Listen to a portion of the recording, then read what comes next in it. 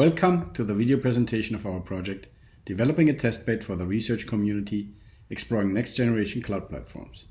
For brevity, we will refer to our project as Open Cloud Testbed or OCT for the remainder of this presentation. This project is a collaboration between the University of Massachusetts Amherst, Boston University, and Northeastern University.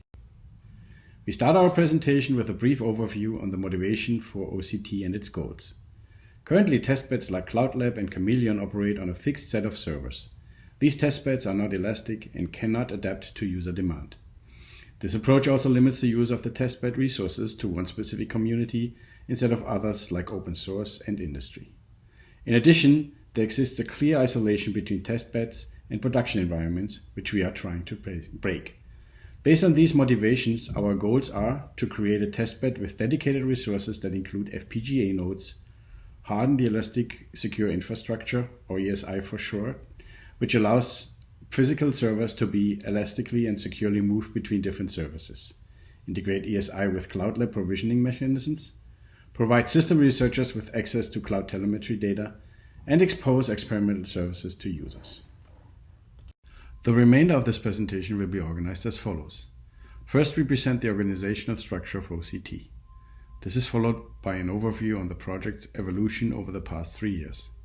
Next, we highlight our community engagement accomplishments, followed by an overview on how OCT impacts research.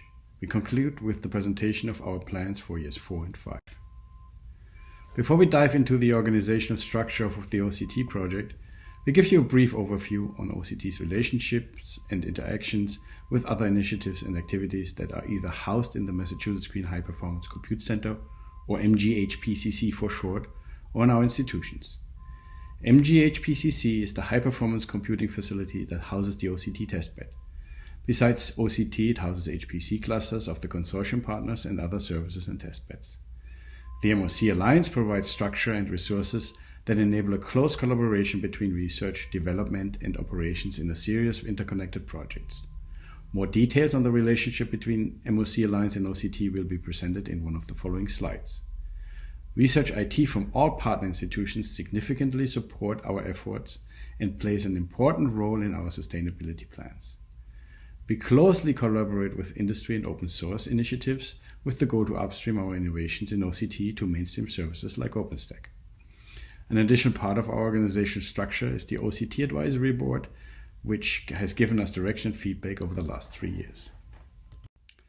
The OCT core team consists of 5 PIs, Mike Zink from UMass Amherst, Miriam Lisa and Peter Desnoyers from Northeastern, and Aaron Krieger and Martin Herbert from BU. Senior personnel on the team is David Irwin from UMass. Zink serves as the PI, collaborates with the Cloud Lab and Chameleon teams, and is a member of the MOC Alliance leadership team. Lisa and Herbert lead the FPGA efforts within OCT and are supported by research engineer Handa Gala. Krieger leads the overall ESI efforts. In this role, he closely collaborates with outside partners like Red Hat and our own development team of Emmanuel Kikchet and PhD student Tala Mebrub, and the MOC Alliance development team managed by Michael Deitzman, who work on OCT. That include Naved Ansari, Robert Barron, Christy Nicola, and most recently Hakan Saplakoglu. Krieger is also the director of the MOC Alliance. Desnoyers oversees the hardware installation of the FPGA servers and presents OCT in the CCRI virtual organization. Irwin leads the project's outreach efforts, which include the creation of tutorials and the organization of webinars. Overall, a team of 7 part-time research engineers supports testbed operations and development. The team is completed by a group of undergraduate and graduate students who have participated at different levels over the past 3 years. For example, Manuel Bauch was an REU in year 2 who was, based on his background, able to record some of our tutorials in Spanish. Hakan Saplakoglu, who worked on the project as REU and undergrad researcher, just started as a research engineer at BU. In addition, research IT personnel are unfunded members of our team. They support many of the administrative tasks like hardware maintenance and network provisioning. When we started this project, the MOC was a small, soft-funded project trying to create a production cloud, enable research, and engage with industry and the open source community. The Open Cloud Testbed was a way of exposing what we're doing to the broader national systems research community. In the time since we kicked off the OCT, a lot of different efforts have kind of spun up. For example, now we have Harvard and BU standing up institutional resources, cloud services. We have had tens of millions of dollars of funding from industry, as well as hundreds of millions of dollars in kind. In fact, this month we just received 2,000 new servers. So it's really expanded, and out of that we've been forced to create formal governance, etc.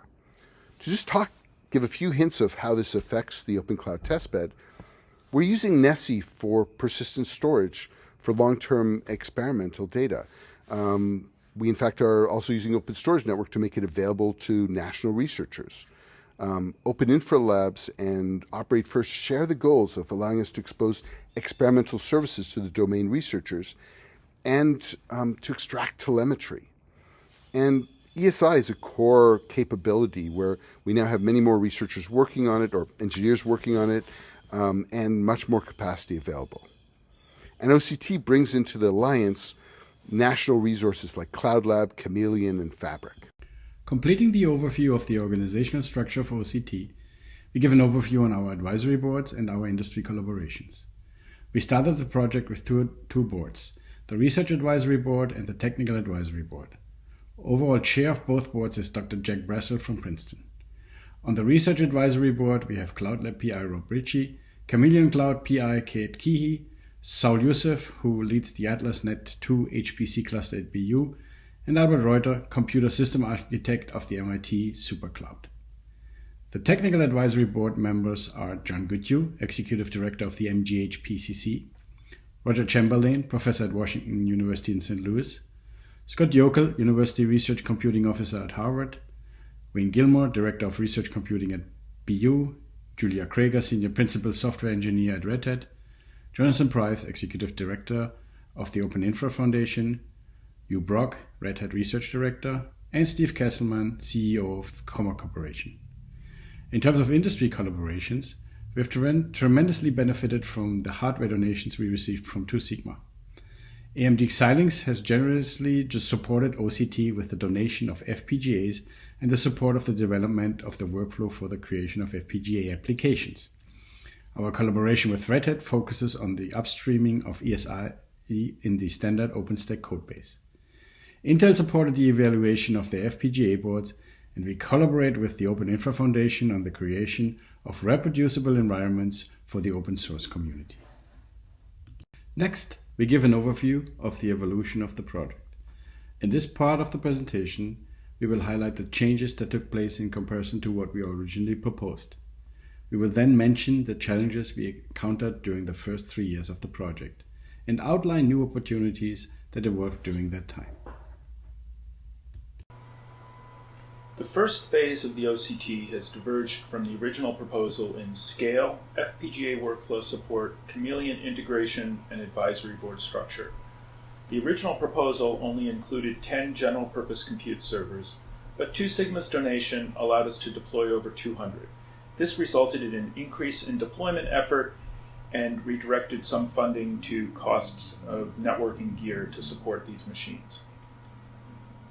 During the FPGA rollout, we realized that the importance of toolchain support for users, and our workflow has been incorporated into a virtual machine image available on NERC to FPGA users. Thanks to the donations, we've been able to investigate allocating some to Chameleon, the other NSF Cloud Testbed. A preliminary cluster has been stood up and should be available to Chameleon users shortly. Finally, as the technical and research advisory boards are both small and overlap in expertise, we've begun to hold joint rather than separate meetings and are merging the 2 boards. As pretty much any other project, we were faced with some challenges over the course of the past 3 years. The pandemic created a number of challenges. Most significant was the impact on the ability to meet in person. Integrating an amount of new hardware which was much larger than planned in the original proposal created some organizational and budgetary challenges. Upstream integration has been a key part of the ESI development strategy, providing a path for sustainability of the software beyond the funded period. The process of upstream integration of ESI into OpenStack codebase took longer than we expected, in part due to the challenges imposed by the pandemic. While this has led to delays in deploying ESI and OCT, we believe that the value of future software support from the OpenStack open source community outweighs the impacts of these delays. The broader set of collaborations in the MOC Alliance, including an integration of institutionally supported services, has resulted in the need of broader engagement in how telemetry will be exposed to researchers in using OCT. While this has resulted in a substantial increase in legal and regulatory challenges, it means that the data will be of much larger scope than what we originally anticipated. Early in the project, we investigated the use of Intel FPGAs in OCT, in addition to the AMD Xilinx FPGAs that are currently deployed in the testbed. This was motivated by the assumption that the Intel's COPA framework would have provided a promising path forward to involve non-FPGA users. Unfortunately, the status of COPA is uncertain. Therefore, we have deployed only AMD Xilinx devices to date. So during the first phase of the project, we had a number of opportunities to make contributions that went way beyond our original plans. As already mentioned, we were able to create a much larger testbed than what we had planned. This larger testbed allowed us to set up an environment for ESI development, so for Cloud Lab to work against it, so the separate environment as well as other projects around the data center that are all actually working to integrate ESI into their workflow so we can shift infrastructure around. The cluster, of course, for the Chameleon platform. Also, as we've been working on the integration of FPGAs, we realized we need to create this workflow to allow us to better support the users. That's going to describe more detail later. We've started actually providing storage to end users of the Open Cloud Testbed. So this is the first time where they can actually store long-term data sets and then retrieve them. The modifications that we've described have all been integrated into both Cloud Lab and into the ESI codebase. In fact, the work on FPGAs gives us the opportunity to receive funding for a whole new project that focuses on supporting P4 on FPGAs. As a foundation for community outreach and engagement, we have developed a number of introductory level tutorials and videos for the OCT project that we have made available to the community. These tutorial videos are available on a YouTube channel pictured in the lower right, which is linked off the OCT project page. The tutorials include online videos, slide material, and in some cases documentation and code on GitHub. These tutorials cover some of the core topics in cloud computing and use of the Open Cloud Testbed. These topics include the basic concepts that are prerequisites for using cloud platforms in general, and the OCT and Cloud Lab testbeds in particular, an example of the general workflow for deploying and evaluating an experimental application on Cloud Lab, in this case one that focuses on evaluating congestion control algorithms for millimeter wave links, an FPGA tutorial that shows how to request and set up a basic cloud FPGA and load and execute a bitstream on it, and finally a tutorial showing how to set up and experiment with a network-attached cloud FPGA. We have presented these various tutorials in person and remotely at a number of different venues for both the research community and as part of our outreach activities, which we discuss later. Specifically, we led an in-person cloud tutorial during the first Open Cloud workshop in March 2020. More recently, in March 2022, we gave an in-person tutorial at an FPGA workshop to both academia and industry participants. The topics covered included an overview of FPGAs and OCT, an overview of the development workflow for cloud FPGAs, a walkthrough of the creation of a bitstream on a prepackaged VM, an allocation of a compute resource that hosts an FPGA via the Cloud Lab framework, a walkthrough of the steps for executing a bitstream on an FPGA, and a demonstration of an application using networked FPGAs. We've also given these tutorials along with presentations on ESI, FPGAs, and the OCT testbed at over 20 workshops and conferences as listed in our report. We have also used the tutorials developed for community engagement as a basis for multiple outreach activities, including both synchronous online activities during the pandemic and more recently in-person activities. Specifically, we have given our introductory cloud tutorials each summer to participants in the UMass Summer Engineering Institute, or SENGI. These tutorials were done synchronously online the first 2 years and in person this past year. The SENGI tutorial was given to approximately 70 high school students as part of a program that introduces high school students to different areas of computing and engineering. We also gave the same tutorial this past summer to the UMass Touring Summer Program and the UMass College of Engineering undergraduate research students. The Touring Summer Program was given to roughly 20 high school students of varying backgrounds from 9th grade up, and again focused on introductory topics in cloud computing. The UMass College of Engineering hosted a summer program for undergraduates that included students from other universities working on problems at the intersection of engineering and energy. For this audience, we discussed the impact of cloud computing and data centers on the energy system. Finally, while OCT is an infrastructure project with the goal of providing new resources to the SciSce research community, we have also used it to support undergraduate and graduate courses. Specifically, students in cloud computing courses taught at BU and Northeastern in fall 2020, spring 2021, and fall 2021 used OCT and Cloud Lab resources to provision bare metal servers for use in course projects. The fall 2021 course also included a team whose project was prototyping and doing the initial testing for the ESI Cloud Lab integration, and included a graduate student from UMass working on the OCT project. An important part of OCT is making FPGAs available in the cloud. And we've done this with FPGAs in a standard setup as accelerators for host computers and also as directly attached to the network. The network attached FPGAs are novel for this kind of cloud computing resource. We split our users into 3 cohorts. So to test the setup, help develop tutorial material, etc., we've been supporting researchers from BU, Northeastern, and UMass from the very start of the project, and this supports several NSF-funded and industry-funded projects and has resulted in publications as well. The second cohort is the people who are already FPGA users and were looking for new cloud infrastructure. We reached out to a group to survey what their needs were, and many of these have become users as well as other FPGA users, and this has supported several more NSF projects. The third cohort is the broader high-performance computing and networking research communities. We have several users from these communities, and we continue to reach out to those communities and plan to, and have developed tutorials and infrastructure specifically to support people who don't necessarily have an FPGA background.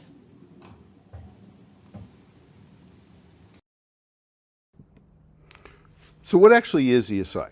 Well, everything I'm going to talk here was first done as a research prototype, and the key efforts we've been doing is integrating into a large set of open source projects so that we could support a broad HCL and it could become production supported by companies like Red Hat. So the first part of it is you have to lease computers, have an inventory of those computers, and you have to have operations to power them off and power them on, etc. So all of that work we've actually integrated into Ironic, which is a part of the large OpenStack project. It also, you have to do networking. So you have to allocate networks. You have to attach computers to those networks. So again, we've integrated the capabilities we needed into a large OpenStack project supported by a broad community called Neutron. Well, it sounds simple. A lot of the work here was actually to add leasing capability, changing OpenStack's internal data structures to enable control by non-administrative entities, and adding a clean interface for the specific ESI use case. So that's done now. We actually have it stood up in the data center, and we're integrating to the Open Cloud Testbed and to the different clusters in the data center. What does that mean?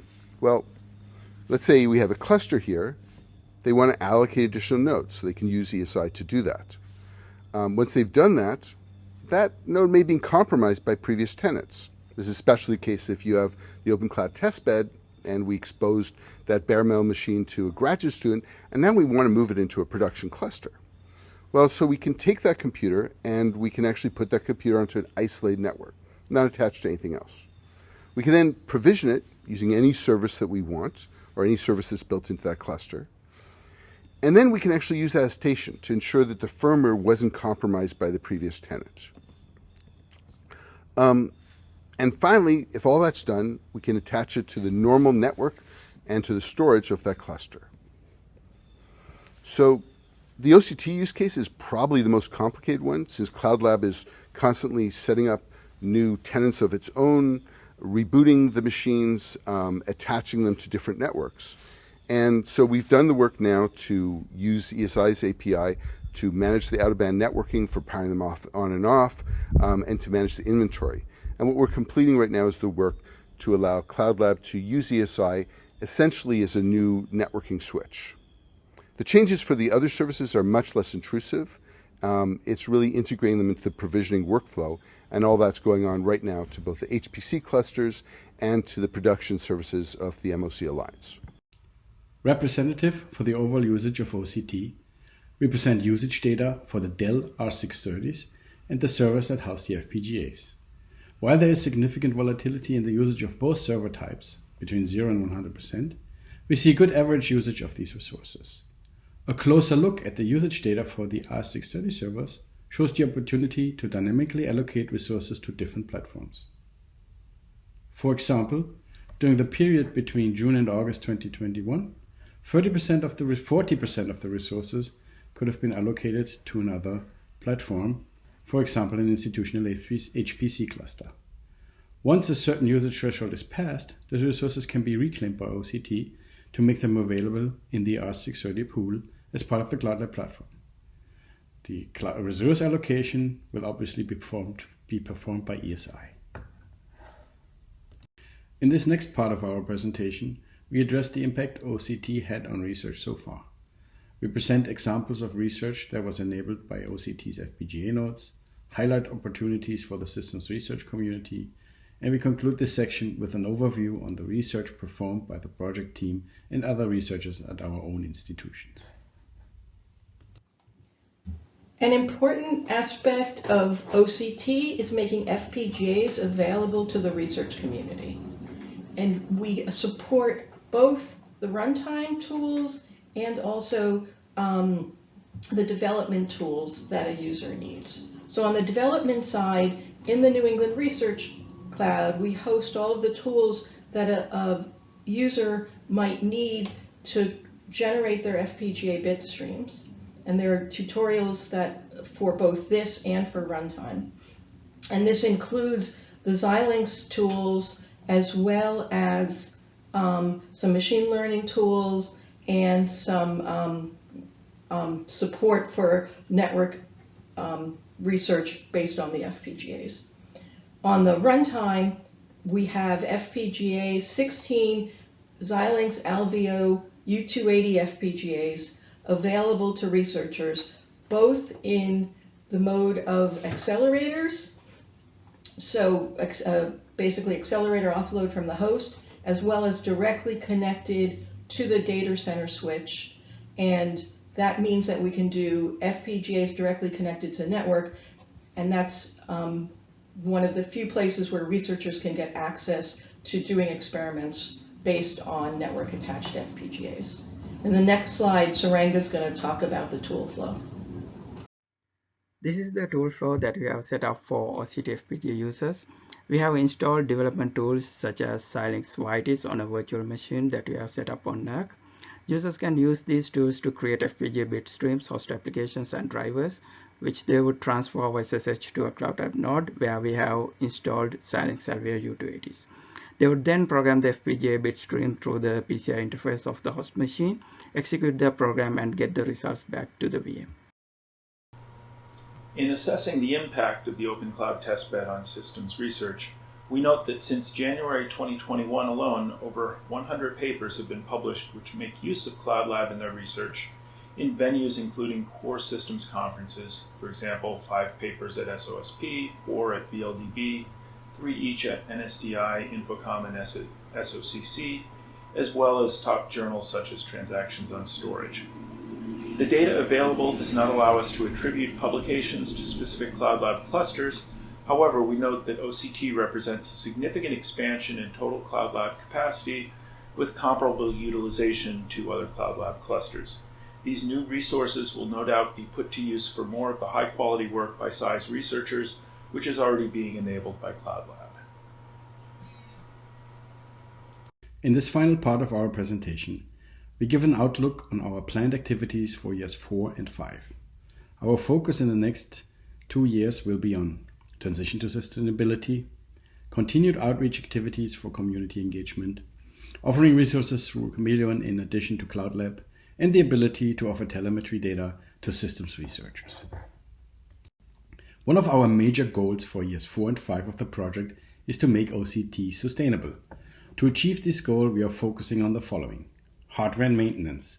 The MOC Alliance recently received a donation of approximately 2,000 servers with an average age of 2 years that will build an ESI pool from which servers can be allocated to OCT. In addition, we have the commitment from 2 Sigma to annually donate on the order of approximately 100 servers to the project for the foreseeable future. This will allow us to provide a large pool of servers to the research community. Furthermore, we plan to transition the maintenance of hardware and networking to our IT organizations. This will ensure that the testbed will be maintained after the grant has ended. Community growth. With ESI, all resources become part of a common pool and can be allocated to different platforms. This will also include platforms that support domain scientists, a new group that is currently not part of the OCT community. Further growing the community by including industry and open source partners of the MOC Alliance will lead to new opportunities for collaborations between systems researchers and these partners. As we will mention in more detail in a moment, we project that the offering of Chameleon resources will further grow the OCT community. Outreach initiatives. In the final 2 years of the project, we will continue our outreach activities. As one example, in 2023, we will co-locate the Open Cloud Workshop with the IEEE International Conference on Cloud Engineering, IC2E, with the plan to co-locate the events every other year. This will give OCT visibility to an international audience, providing us with an important platform to promote OCT. Research funding. We will also continue to seek additional research funding based on opportunities that might arise through future solicitations. We have already shown, in the case of the NSF-funded PRAID project, that we can successfully receive funding based on our core OCT work. We also plan to submit a CCRI ENS proposal during the last year of our current grant, should future CCRI solicitations include that option. In addition to the resources we already offer through the Cloud Lab platform to systems researchers, we are in the process of establishing a similar approach for the Chameleon Cloud platform. We are in the process of setting up a Chameleon cluster in OCT. We are currently ironing out some smaller issues before the cluster is fully operational and online. In the initial phase, the cluster consists of 7 nodes. After operating and hardening the cluster for a short period, we will increase the size to a total of 36 nodes. The motivation to also support Chameleon is driven by our goal to not limit the OCT testbed to a given community and to reach out to a broader audience, in this case the Chameleon users. Over the next year, we will work with the Chameleon team to integrate it with ESI with the goal to support the dynamic allocation of servers to the cluster. The process of installing a Chameleon cluster in OCT also helped the Chameleon core development team to refine installation instructions and procedures, which will benefit others who wish to set up a cluster on their own. One of our goals is to provide systems researchers access to cloud telemetry. We have found that an effective way to ensure that the methods and tools created for research continue beyond their initial funding is to work with the open source community to embed our work in projects which a more extensive community will support. In collaboration with Open Infra Labs and the Operate First project, we have formed a telemetry special interest group. The first working group focuses on collecting network traces in a few clusters, for example, the NERC and Operate First, and to develop anonymization scripts. So the initial set of goals include creating open telemetry datasets, developing standard telemetry collection and anonymizing tools, as well as scripts to run them in the cloud, and data analysis and publications based on these open datasets. One successful prior model is the Cooperative Association for Internet Data Analysis. These datasets will also inform the ongoing work of the AI for Cloud Ops project, mentioned in more detail in the report.